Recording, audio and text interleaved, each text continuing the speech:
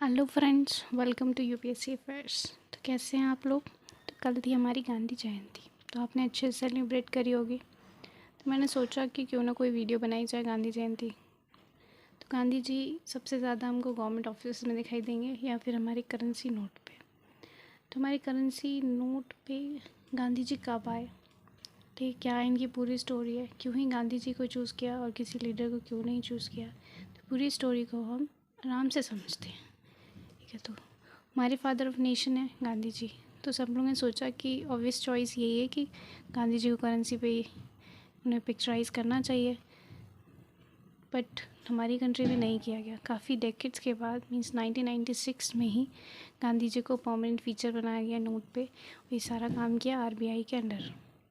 तो आरबीआई सारी चीज़ें बैकग्राउंड से रिलेटेड जो भी चीज़ें रहती है वो सारे चीज़ें आरबीआई देखती है।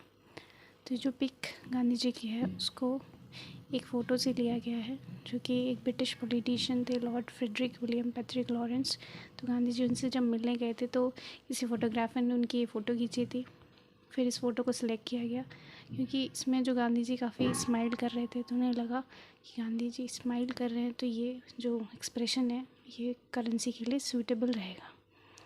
तो आरबीआई के जो डिपार्टमेंट ऑफ करेंसी मैनेजमेंट है वो सारे रुपी नोट की जो भी डिज़ाइनिंग होती है, उसकी फॉर्म या जो भी मटेरियल उसमें यूज़ होता है, सारा काम ये देखता है। सेक्शन 25 आरबीआई एक्ट 1934 के अंडर में वो इसे अप्रूव करती है सेंट्रल गवर्नमेंट।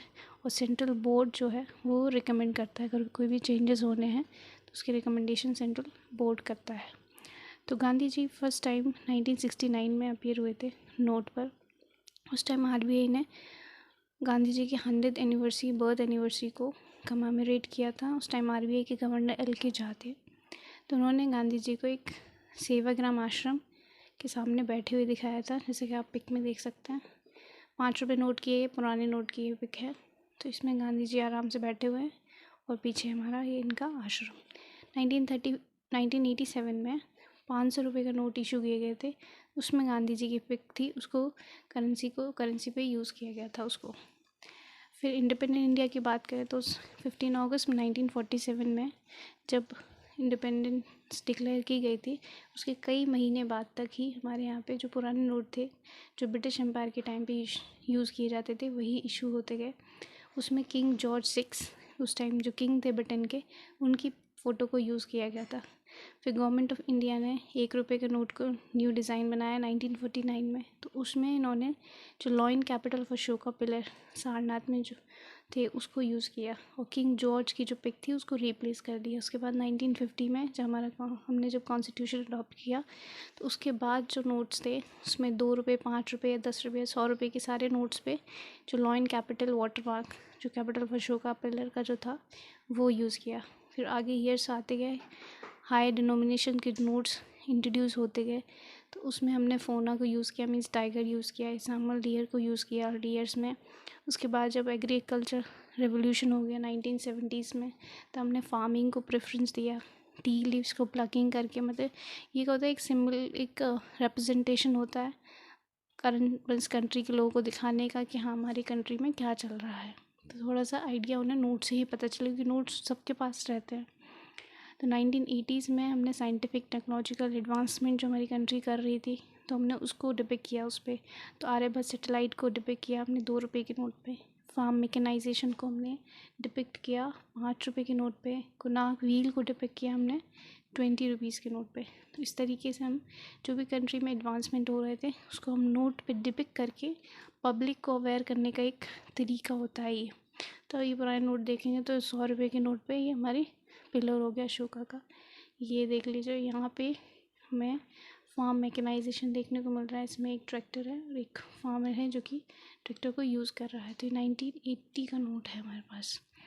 ठीक है, तो गांधी जी 1990s में परमानेंटली उन्हें डिपिक्ट किया गया जो भी हमारी करेंसी यूज़ हो गई, क्योंकि आरबीआई को ये लगा कि अभी जो नई नई जो भी एडवांसमेंट हो रहे थे टेक्नोलॉजी में, उससे क्या होता है फेक करेंसी का जो चीज़ें थी वो काफ़ी ज़्यादा बढ़ रही थी। जैसे कि डिजिटल प्रिंटिंग हो गई, स्कैनिंग हो गई, फ़ोटोग्राफी, ज़ेरोग्राफी, उससे क्या हो रहा था फेक करेंसी के इशू काफ़ी बढ़ रहे थे। तो इन्हें ये भी पता चला कि जो इनएनिमेट ऑब्जेक्ट्स हैं उनको ईजी है कॉपी करना as compare to human face. तो इनएनिमेट ऑब्जेक्ट्स कोई बिल्डिंग हो सकती है या फिर कोई फोर्ट हो सकता है। तो इस तरह की चीज़ें जल्दी कॉपी हो जाती है इसके ऊपर। तो फिर उसके बाद गांधी जी को परमानेंट कर दिया उन्होंने कि हम गांधी जी को ही यूज़ करेंगे। अब सारे जो भी नोट्स आएंगे इसके बाद 1996 के बाद जो भी नोट्स आए तो उस पर सब पे गांधी जी का फ़ोटो लगा था, और जो अशोका की पिलर थे उसको रिप्लेस कर दिया गया था।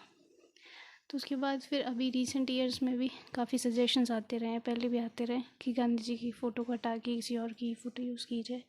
तो अक्टूबर 2022 में दिल्ली के जो चीफ मिनिस्टर हैं अरविंद केजरीवाल जी, उन्होंने अपील किया प्राइम मिनिस्टर को और यूनियन गवर्नमेंट को कि लॉर्ड गणेश, लॉर्ड या गॉडेस लक्ष्मी, तो इनके फ़ोटोज़ को हम यूज़ कर सकते हैं करेंसी नोट पे। 2014 में ये भी सजेशंस आए कि नोबेल प्राइज़ विनर जो रविन्द्रनाथ टैगोर जी हैं उनकी फ़ोटो को यूज़ किया जाए, या फिर जो फॉर्मर प्रेसिडेंट हैं APJ अब्दुल कलाम जी, उनकी फ़ोटो को यूज़ किया जाए। तो जब अरुण जेटली एड्रेस कर रहे थे लोकसभा में एज अ फाइनेंस मिनिस्टर, तो उन्होंने बताया कि जो RBI है उसने रिजेक्ट कर दिए ये सारे सजेशंस कि गांधी जी की पोर्ट्रेट जो है उसको रिप्लेस नहीं किया जाएगा किसी और लीडर की जगह पे।